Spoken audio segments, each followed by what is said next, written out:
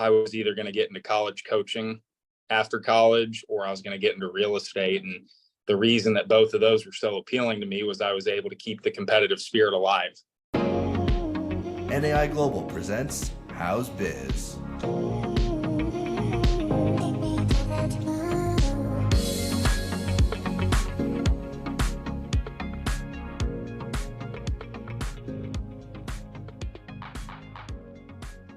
Greetings. This is the How's Biz podcast with NAI Global. I'm your host, Gary Marsh. Today's guest is Chase Miller with the NAI Robert Lynn office in Dallas, Fort Worth. Chase, welcome. Thank you. Thanks for having me. You bet. We understand you're a Dallas native, and why don't we just start like we always do, because people always want to know what kind of brokerage you do, since many of our listeners are either brokers or developers. What's your area of expertise and focus these days? Sure. I focus on what we call Brook Hollow in the design district, which I think the easiest way to describe it to the outer audience would be the closest industrial parks to downtown Dallas. So the most infill industrial, some even being turned into office, retail, etc., in close proximity to downtown Dallas. Which quadrant is it in? Is it southeast, northeast, or anything like that?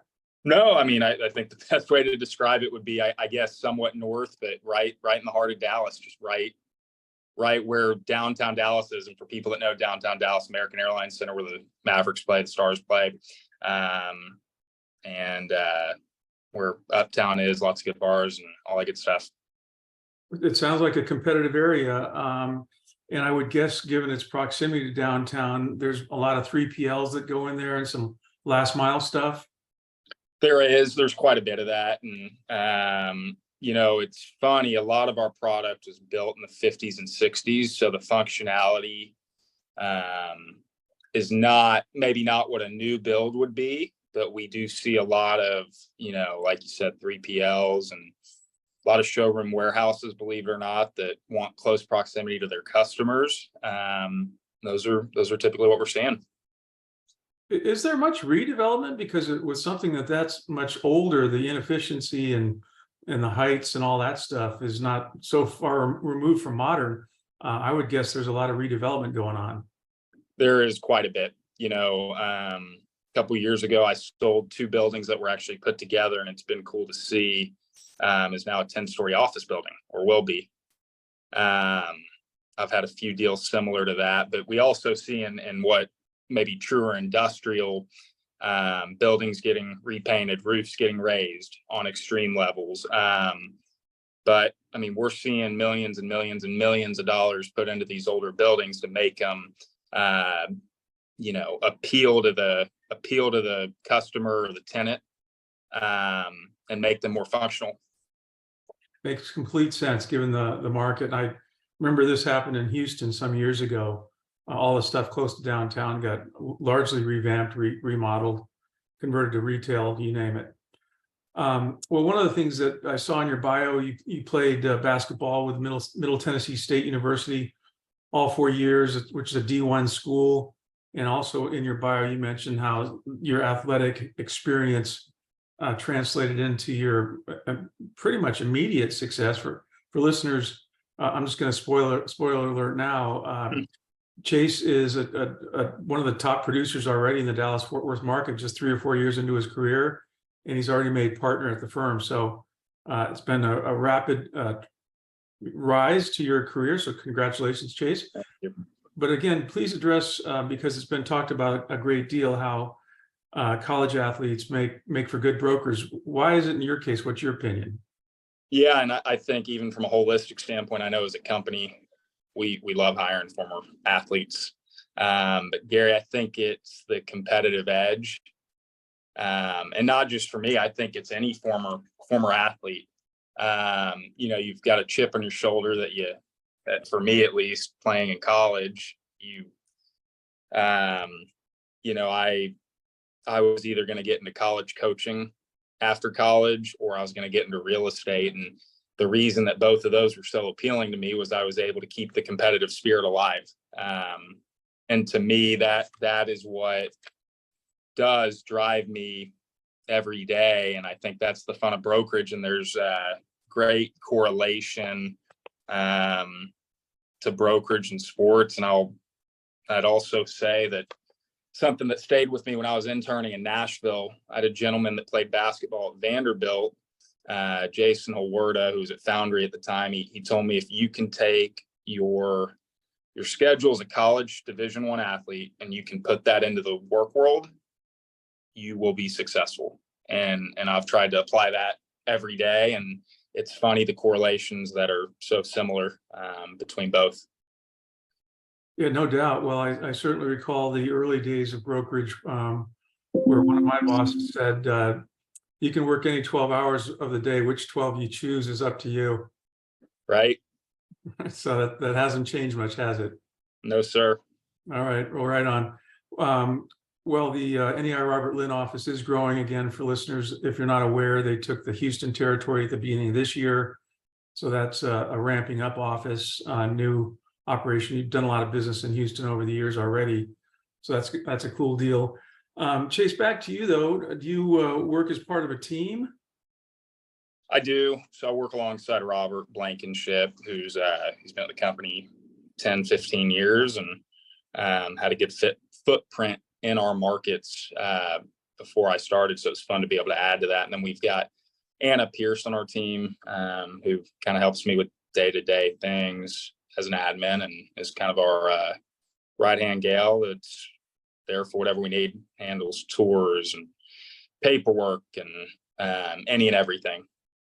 Well, I'm working for you up to be on the phone or running around seeing clients and products. That's right. That's kind of that's the goal, and I know you know this being a former broker, but if we're not, whether it's on the phone or in the streets talking to our clients, we're losing business. And so to be able to delegate some of that has been just massive early on in my career, and that's the exact point of it.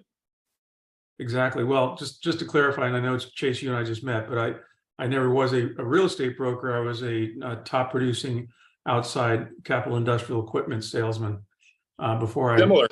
Before very much. Some of my clients were developers and facility managers, and somewhere along the line, I decided to pick up my journalism skill and do that instead. So anyway, moving along, I couldn't help seeing your name when you came in, and sure enough, you are very much related to Mark Miller, who's the president of NAI Robert Lynn. Mark's your father. And he's also, I think, 30 years or so in the business in the Dallas-Fort Worth area, one of the historic top producing industrial brokers in the region. You alluded to it. So as a younger man, or even as a boy, we'd say, did you know you were going to be in real estate? You said you might go into coaching, but was real estate always one of your top options? Oh, I think up until college, I never really even thought about it. I never was someone that said, oh, I want to be in real estate, or I want to be in coaching, or I want to be in insurance, whatever it is. But I will say, I think growing up with such a great dad that has obviously been such a great producer and a monumental part of Dallas industrial and NAI, not only at Robert Lynn, but globally, I think, yeah, you learn from him. Whether I knew it or not, I was learning every time we were going to a Ranger game or a Cowboy game or a Maverick game. He'd be on the phone talking while I'm taking that in as a 10, 12-year-old. And I think, so that's a long way to say, no, I don't think I ever always knew I wanted to be into real estate, but I always looked up to him so much. And when I got to college, the more research I did, not only on him and what he really did, but real estate and commercial real estate and industrial in general, it all kind of came together.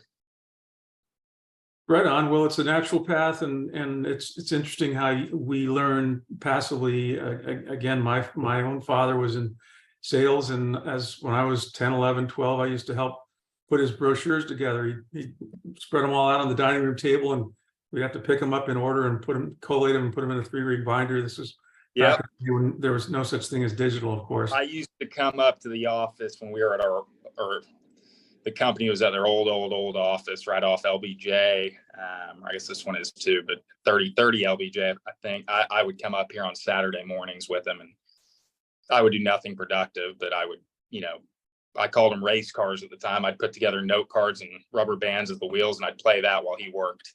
But I think, being around the office and the culture and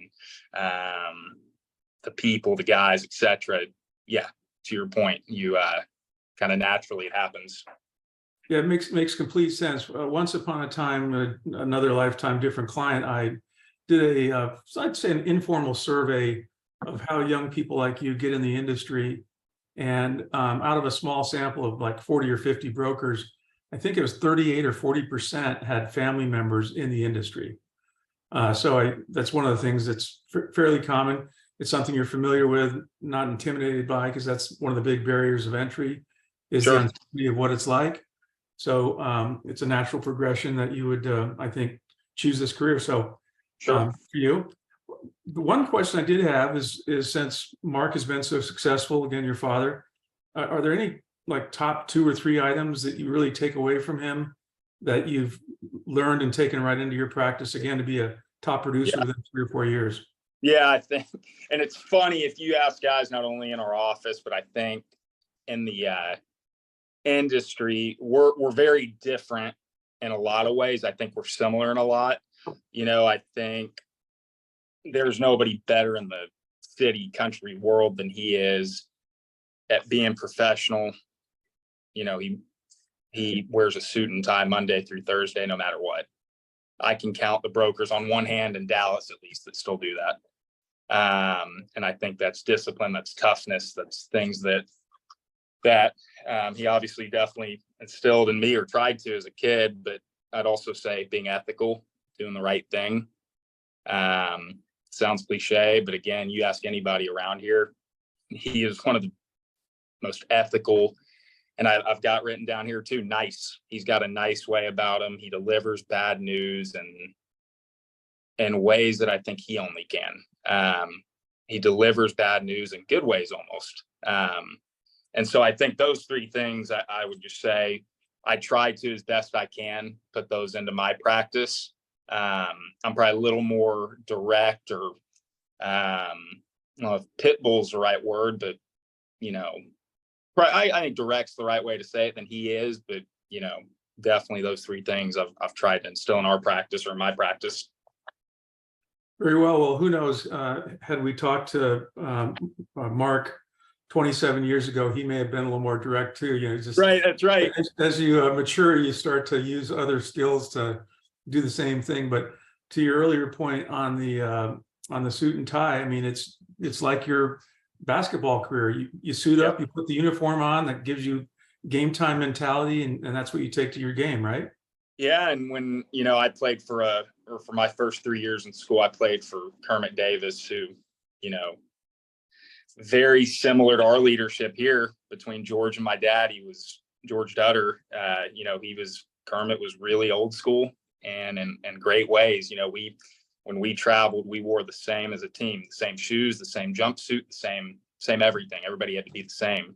And it's right back to your earlier point, Gary, that sports sets a great precedent for being successful and brokerage in a lot of different industries. Well, the cultures are the same, right? That's right.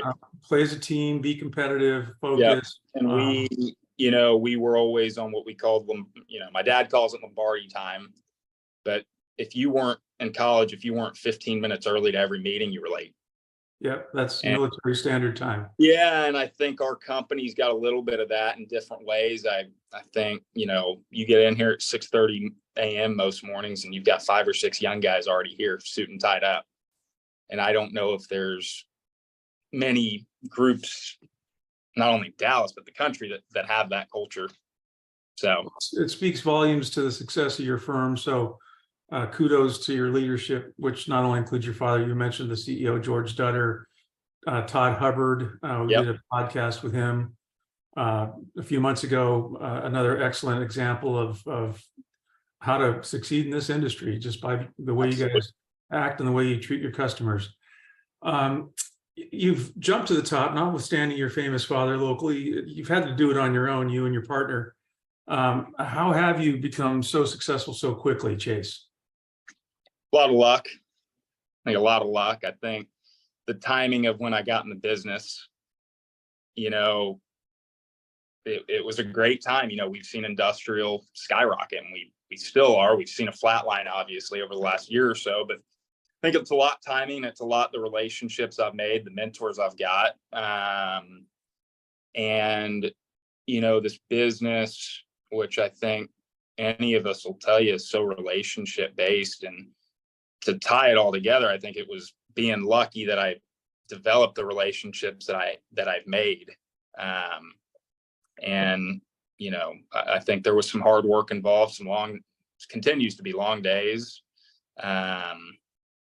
But yeah, I think it more than anything, it's who you know and working hard. Well, it's a well-known fact. It's a relationship industry. And you led into one of my questions, or there's two actually, so take them one at a time. One is mentoring. You mentioned, of course, you're going to talk to your father. Sure. He's always going to be a mentor, as all of us dads are to our children, regardless of the fields they choose. But somebody else in the office that you've worked with closely to help you along, and you said Robert's senior to you. He's a good decade older. Yeah. Any other mentors that you should name? Definitely Robert. And I think it's funny how your clients in this business, at least in my case, and maybe it's because I am younger, not only do they become your friends, they become your mentors. So, I mean, God, I'd like to think 6 or 7. The top of that is Clint Riley, who we do so much together. I've brokered a lot for him. You know, ton. Romy Chima, who's maybe the most at Cantex Capital, who's maybe the most active buyer in Dallas. Chad Cook at Quadrant, Philip Lang, you know, could go on and on and on. Andreas Fernandez, who's at Kofe, but lots of, you know, I think all of them, you know, it's funny. I think we talked about my dad earlier, and the professional and the ethics and the niceness. You know, everybody's got that, but everybody's got their own twist to how they do it. So yeah, lots of mentors, and very thankful for that. Well, it speaks to your one of your soft skills, I'm guessing, is that you're a good listener, because you just can't accelerate a career that quickly and without being a good listener. Thank you. Really the last thing that I want to talk about is the Dallas market a little bit. It's been red hot. It's been growing north, south, east, west, you name it, all directions. What's your short-term outlook, and where do you think you'll be, say 5 years from now? Yeah, you're saying an outlook on the Dallas market in general? Correct. Yeah. Correct. You know, we've seen a slowdown. We have, but we are all so fortunate to be in DFW. I think we are still one of the thriving markets, comparatively across the country. But yeah, I mean, you talk to people in the industry, leasing has flatlined, maybe normalized. Lease rates in a really weird way, I think somewhat continue to go up, but we do see tenants that can't pay these rents and can't keep their businesses going. And I think from a sales side, user demand is great. There's such a lack of product that on really, really good stuff, we're not seeing pricing go down. But on these bigger portfolios, and maybe more of these institutional deals, there's some spookiness out there right now. But with that, there's a lot of opportunity for guys in our business that are hustling and grinding. But I think long term, at least industrial and infill industrial and good product is always going to be. I don't see a scenario where it maybe gets hit like some of these other commercial real estate industries have, but we're definitely not where we were a year ago. Well, you can't do 90 on the freeway all the time. You run into traffic eventually. Well, and the other thing too is, of course, your population growth continues to be greater than most of the country. So that's going to drive demand for all kinds of real estate products. Certainly, we all need stuff. So warehouse distribution is not going to get less popular. That's right. That's exactly right. Well, Chase, we could probably go on, but there's a little bit of a time limit on our podcast. I wanted to thank Chase Miller, who's been a great guest today with the How's Biz podcast with NAI Global. We wish you continued success and hope to see you at an upcoming convention or conference. Absolutely. Thank you, guys.